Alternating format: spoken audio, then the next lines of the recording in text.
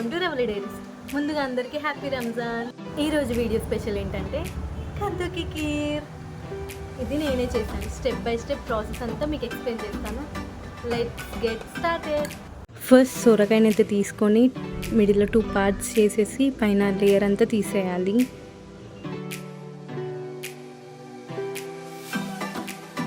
Next అవి 2 parts చేసేసి ఇప్పుడు నేను చూపించే ఈ లేయర్ అంతా తీసేయాలి. ఎందుకంటే అందులో సీడ్స్ ఉంటాయి, సో ఆ పార్ట్ అంతా తీసేయాలి.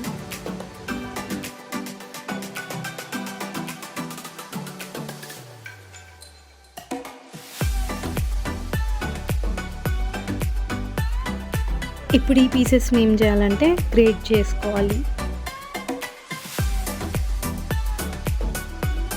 ఇలా అయితే రెడీ అయిపోతుంది. నెక్స్ట్ డ్రై ఫ్రూట్స్ని కట్ చేసుకోవాలి. నేను జస్ట్ ఆల్మండ్సే తీసుకున్నాను. మీకు ఇష్టమైన డ్రై ఫ్రూట్స్ మీరు యాడ్ చేసుకోవచ్చు.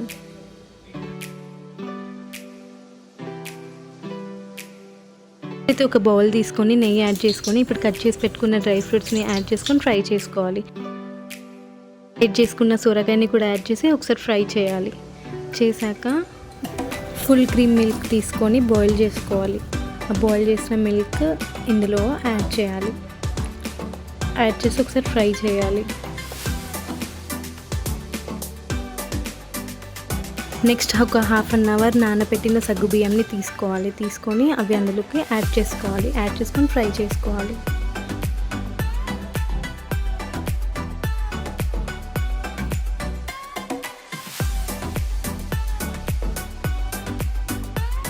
ఒక 10 మినిట్స్ తర్వాత కన్సిస్టెన్సీ అయితే ఈ విధంగా వస్తుంది.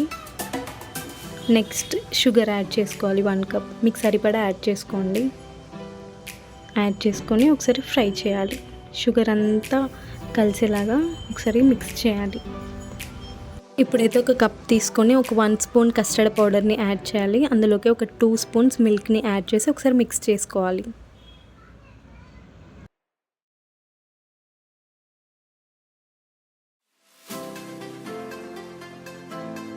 మిక్స్ చేశాక కన్సిస్టెన్సీ అయితే ఈ విధంగా రావాలి. ఇప్పుడు ఇది కూడా ఇందులోకి యాడ్ చేసి ఒకసారి మొత్తం మిక్స్ చేసుకోవాలి.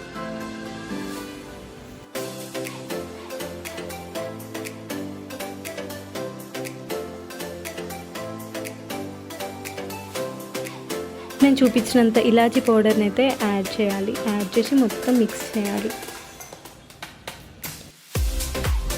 నెక్స్ట్ ఇందులోకి డ్రై ఫ్రూట్స్ని యాడ్ చేసుకోవాలి. అంతే, కద్దుకి కీర్ రెడీ అయింది. ఇప్పుడు వేడిగా సర్వ్ చేసుకొని తినొచ్చు. ఇలా ఈ ప్రాసెస్ అంతా చేస్తుంటే చాలా బాగా అనిపించింది. ఇప్పుడు రియాక్షన్స్ అయితే చూద్దాం. ఎలా రియాక్ట్ అవుతారో చూసేయండి.